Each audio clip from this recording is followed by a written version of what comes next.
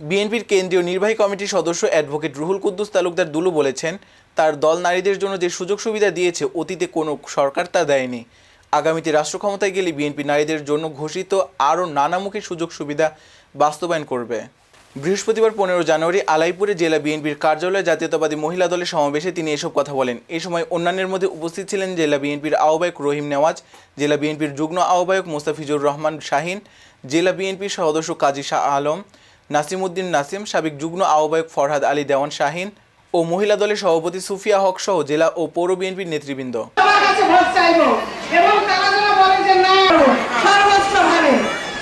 Begum Khaleda Zia, BNP এবং আমাদের নেতা তারেক রহমান সাহেব উনি বলেছেন মেয়েদের জন্য ফ্যামিলি কার্ড।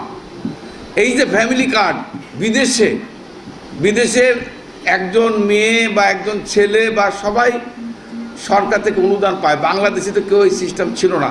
এই প্রথম তারেক রহমান সাহেব উনি বলেছেন আগামী দিনে যদি বিএনপি রাষ্ট্রীয় ক্ষমতা যায়, প্রতিটা পরিবারের যিনি অভিভাবক মানে ছেলে না, প্রতিটা পরিবারের মেয়ে যিনি মা কিংবা পরিবারের যিনি অভিভাবক ওনার জন্য ফ্যামিলি কার্ড থাকবে, একটা কার্ড। এই ফ্যামিলি কার্ড কি হবে, প্রতি মাসে ২৫০০ টাকা করে পাবে আমার মা।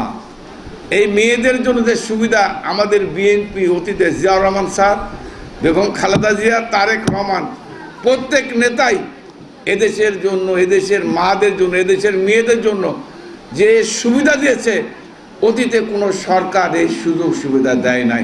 এবং আগামী দিনে আমি মনে করি বিএনপি রাষ্ট্রীয় ক্ষমতায় গেলে আমাদের মারা, আমাদের বোনরা, আমাদের মেয়েরা সবচেয়ে বেশি সুযোগ সুবিধা পাবে ইনশাআল্লাহ।